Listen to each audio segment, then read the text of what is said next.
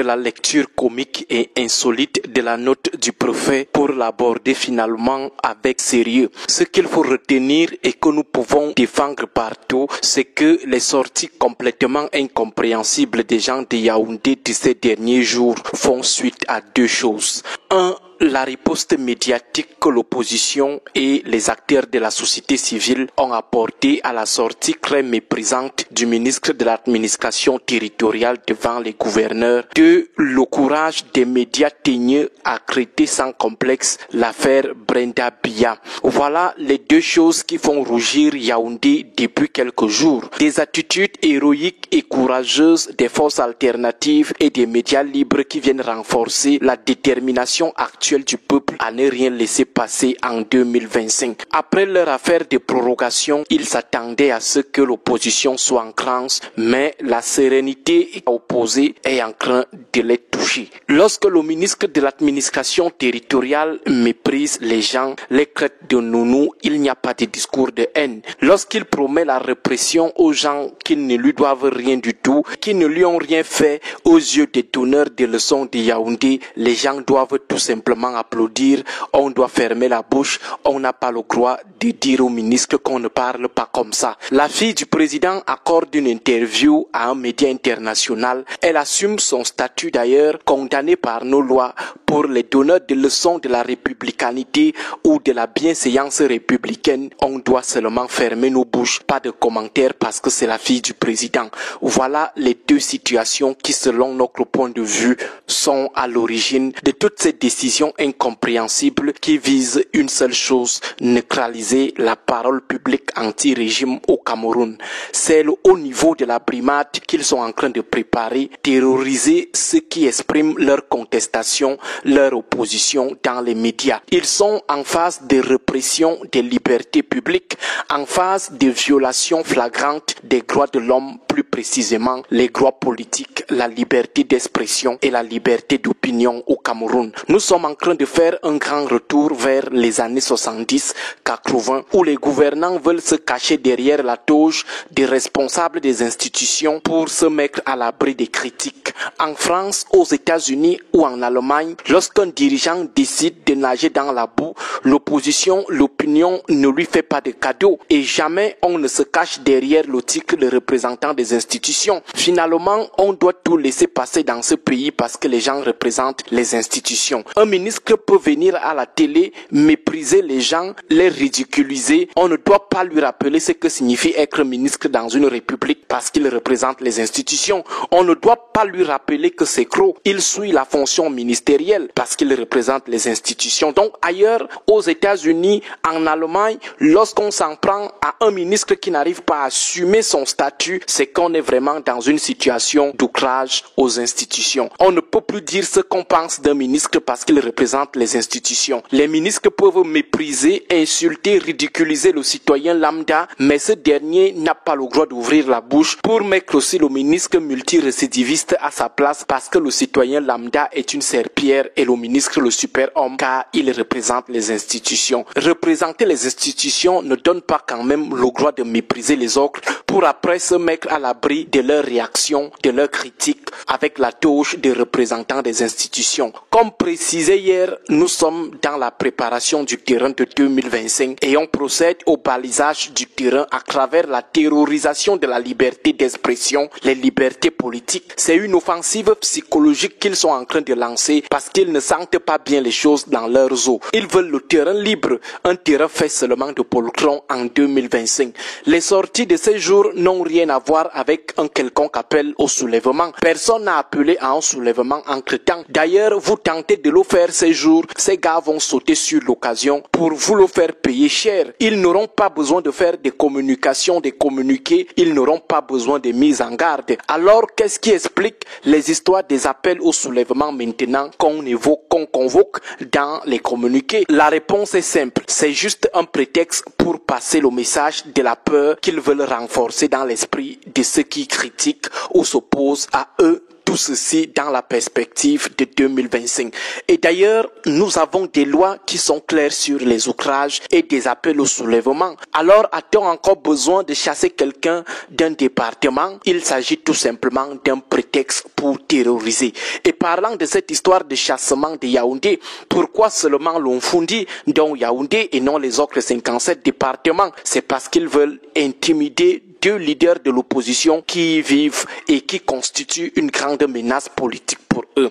Seraient-ils donc en train de préparer l'opinion à leur chassement de Yaoundé d'ici 2025 ou en 2025? Piste à explorer. De toute façon, retenons que Yaoundé est dans une panique qui s'accentue progressivement. Le régime est stressé parce qu'il est dans l'impasse. Il redoute ses lendemains face à l'éveil actuel du peuple et face à la consolidation de la redoutabilité des forces du changement. Les décisions qu'ils prennent ces derniers jours sont la conséquence de ce stress. Quatre choses les mettent aujourd'hui dans le stress. 1. Le régime dont le RDPC n'a pas préparé de dauphin. Ils n'ont pas un homme consensuel et entre-temps, ils se livrent une guerre sans merci en interne. Ils sont dans l'impasse, ça les stresse. 2. S'ils doivent avancer en 2025 avec un président national qui aura 92 ans en 2025 et dont les hautes instructions sont de plus en plus querellées, comment faire pour convaincre les Camerounais de ses capacités? Comment l'entraîner dans une longue campagne électorale?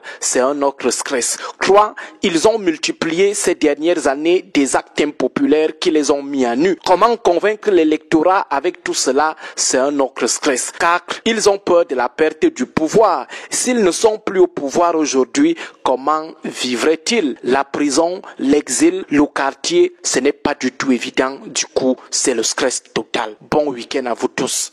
Plus fédérateur, qui le semble plus fédérateur, il s'agit davantage maintenant de sensibiliser les populations pour qu'elles puissent faire la différence entre un discours contextuel, donc préélectoral, et un discours qui tient de l'idéologie. Merci. Et en vous disant très clairement que la position qui est la mienne est que nous avons un Cameroun à construire et il y a des leviers sur lesquels on doit s'appuyer. D'accord. Ce que je peux ajouter, c'est qu'il faut que 30 secondes. L'expression démocratique puisse continuer, que les libertés d'expression, de pensée puissent continuer, mais il faudrait tout simplement que les gouvernants veillent à ce qu'il n'y ait pas des excès, et puis il faut appeler, n'est-ce pas, à la vigilance du peuple, que le peuple soit vigilant, parce que le peuple a le pouvoir, n'est-ce pas, d'éradiquer et d'éloigner, n'est-ce pas, les violences. Donc j'en appelle à la violence, à la violence, pas à la violence, à la vigilance.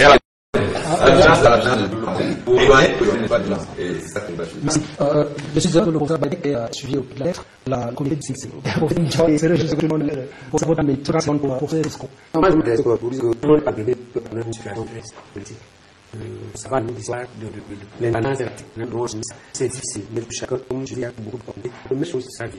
Il faut chacun se faire une communauté. Et là, soit les beignets, le bois, la culture, l'art, les petits opérations, la coiffure, chacun se bouge dans sa vie. Et quand il a bien géré, quand il a fait de cigares, et Dieu, ce que nous, les gens, et les chrétiens, et la position, c'est justement ça que nous problème. On doit faire tout. C'est le problème. Voilà. Il a fait les quatre. Il faut éviter de simuler. Parce que ceux qui vont ouvrir la guerre sont souvent plus ou moins conscients. Il faut éviter ça. Avec le faire la vision de moins que ce que j'ai le on a besoin de conseils.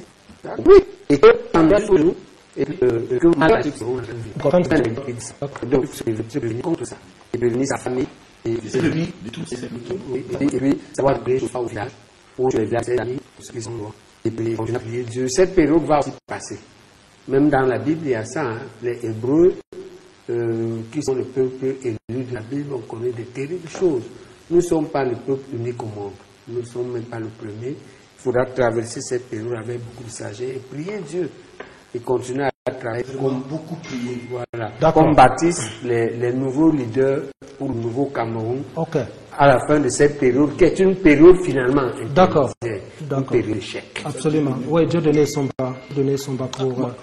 Personnellement, je ne crains pas des ordres constitués aux élections. Je crois plutôt qu'il y a en réalité deux risques au Cameroun. Le premier, c'est les héritiers des billets eux-mêmes, qui n'arrivent pas à se gérer. La violence peut nous venir à l'intérieur du palais. Ça, c'est un risque. Le deuxième risque, c'est le risque d'irrédentisme. C'est-à-dire, certains segments communautaires, se rendant compte qu'ils n'ont pas de place à Yaoundé, peuvent vraiment demander l'autonomie de manière forte. Je crois que c'est en réalité les deux risques qui menacent vraiment le Cameroun, c'est-à-dire suivre un peu les anglophones. Quant au débat sur, je ne vois pas très bien, en dehors peut-être d'une petite agitation, quelques têtes qui vont protester, je ne vois pas très bien s'ils peuvent survenir à l'issue des opérations électorales. Non, je ne crois pas. C'est pas profond. C'est pas profond. Par contre, ce qui est profond, je dis bien, c'est les héritiers des billets eux-mêmes au palais, parce qu'on sait très bien, nous ne voyons pas tout ce qui se passe là-bas, mais on sait très bien que ça ne va pas là-bas. Ensuite, les segments communautaires qui vont se rendre compte qu'ils peuvent prendre le pouvoir à Yaoundé. Merci. Oui, professeur. Merci pour ma conclusion qui va vraiment durer 30 secondes.